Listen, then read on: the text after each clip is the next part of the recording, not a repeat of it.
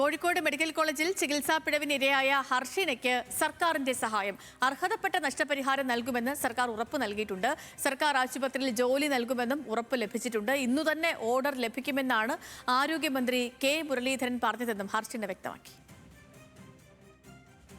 നമ്മൾ എന്താ പറയാൻ വാക്കുകളില്ല. അത്രയധികം അനുഭവിച്ച എല്ലാത്തിനും ഇന്ന് ഈ ദിവസം അതിന് നീതി കിട്ടിയിരിക്കുന്നു എന്നുള്ളതാണ്. വളരെയധികം സന്തോഷത്തോടു കൂടിയും അഭിമാനത്തോടു കൂടിയാണ് ഞാൻ നിങ്ങളുടെ മുന്നിൽ നിൽക്കുന്നത്. നമ്മൾ പ്രിയപ്പെട്ട മുഖ്യമന്ത്രിയെ കണ്ടു. അദ്ദേഹം നമ്മളെ കൂടെ ഉണ്ടായിരുന്നു ഇത്രയും കാലം. പ്രതിപക്ഷ നേതാവായിരുന്നു ഇപ്പോഴും. ഇപ്പം എനിക്ക് ഉറപ്പ് തന്നു. എനിക്ക് അർഹതപ്പെട്ട നഷ്ടപരിഹാരം എത്രയാണെങ്കിലും അത് തീർച്ചയായും നൽകുന്നു. പിന്നെ ചികിത്സ എത്രയായാലും അദ്ദേഹം നേരിട്ട് അത് നടത്തി തരുമെന്നുള്ള ഉറപ്പ് തന്നിട്ടുണ്ട്. പിന്നെ ആരോഗ്യമന്ത്രിയെ കണ്ടു. അദ്ദേഹം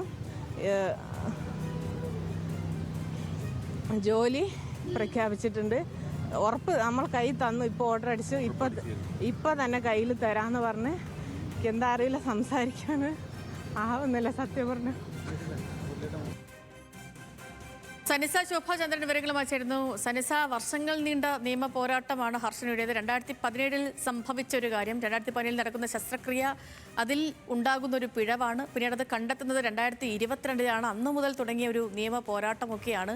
അതിനുശേഷം കഴിഞ്ഞ സർക്കാർ 2 ലക്ഷം രൂപ ഹർഷനയ്ക്ക് അനുവദിച്ചിരുന്നു. പക്ഷേ അതിലും ഭീമമായ തുക ചികിത്സയ്ക്ക് വേണ്ടിയൊക്കെ ചിലവായതുകൊണ്ട് ഹർഷന അത് സ്വീകരിക്കാൻ കൂട്ടാക്കിയിരുന്നില്ല. പിന്നും നടത്തി സമരങ്ങളൊക്കെയും പലവട്ടം അന്നത്തെ ആരോഗ്യമന്ത്രിയൊക്കെ ഹർഷനയ്ക്കൊപ്പമാണ് എന്ന് പറഞ്ഞ് ഹർഷനയെ ചേർത്ത് പിടിച്ചുവെങ്കിലും ഹർഷനയുടെ സങ്കടം കേട്ട് അതിനൊരു നടപടിക്ക് മുതിർന്നില്ല. ഒടുവിൽ സെക്രട്ടേറിയറ്റിന് മുന്നിൽ പോലും ഹർഷനയ്ക്ക് സമരം നടത്തേണ്ടി വന്നു. ഏറ്റവും ഒടുവിൽ ഇന്നിപ്പോ ഹർഷനയുടെ മുഖത്ത് സന്തോഷമുണ്ട്, സന്തോഷ കണ്ണുനീരുണ്ട്.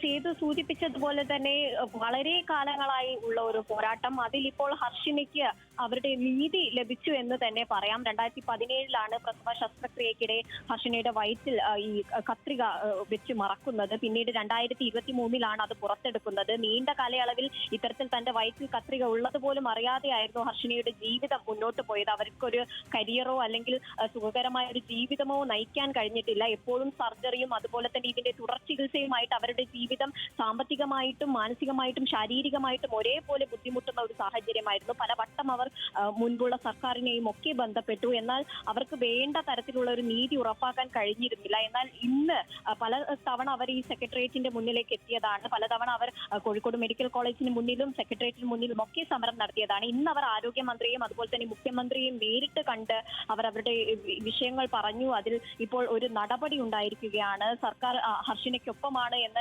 നിലയിൽ ഒരു തീരുമാനത്തിൽ എത്തിയിരിക്കുകയാണ്. ഹർഷിനയ്ക്ക് കോഴിക്കോട് മെഡിക്കൽ കോളേജിൽ തന്നെ ഓഫീസ് അസിസ്റ്റന്റ് ആയിട്ട് ജോലി നൽകും. കൂടാതെ അർഹതപ്പെട്ട എന്താണ് ഹർഷിനയ്ക്ക് സംഭവിച്ചത്, ഹർഷിനയുടെ തുടർ ചികിത്സയ്ക്ക് എത്ര രൂപ ചിലവായി, ഇതൊക്കെ നോക്കിക്കൊണ്ട് അർഹതപ്പെട്ട ഒരു നഷ്ടപരിഹാരം ഹർഷിനയ്ക്ക് നൽകും. കൂടാതെ തന്നെ കേസ് നിലവിൽ നടക്കുന്നുണ്ട്. കേസിൽ ഈ പ്രതി ചേർക്കപ്പെട്ട അല്ലെങ്കിൽ ആരോപണ വിധേയരായിട്ടുള്ള ഡോക്ടർമാർ സ്റ്റേ വാങ്ങിയത് മൂലം കേസ് ആ പാതി വഴിയിൽ നിൽക്കുന്ന ഒരു അവസ്ഥയാണ്. കേസ് അതിന്റെ വഴിക്ക് മുന്നോട്ട് പോകട്ടെ, നിയമപോരാട്ടം തുടരും എന്ന് തന്നെയാണ് ഹർഷിന പറയുന്നത്. നിലവിൽ ഹർഷിനയുടെ ജോലി അതുപോലെ തന്നെ സാമ്പത്തികമായിട്ടുള്ള ബുദ്ധിമുട്ടുകളിലൊക്കെ സർക്കാർ സഹായം ഉണ്ടാകുമെന്നാണ് ഉറപ്പ് നൽകിയിരിക്കുന്നത്. അതിൽ ഹർഷിനയുടെ ഇടിഞ്ഞു പൊളിയാറായ വീടിന്റെ പണി പൂർത്തിയാക്കാനും അതിൽ വീട് പണിയാനുമുള്ള സഹായം സർക്കാർ നൽകുമെന്നും ഉറപ്പ് നൽകിയിട്ടുണ്ട്. നിലവിൽ ഹർഷിനയുടെ പ്രശ്നങ്ങളിലൊക്കെ ഇടപെടുമെന്നും അതിൽ ഒരു കൈത്താങ്ങായി തുടരുമെന്നാണ് സർക്കാർ ഉറപ്പ് നൽകിയിരിക്കുന്നത്. ചെയ്തു.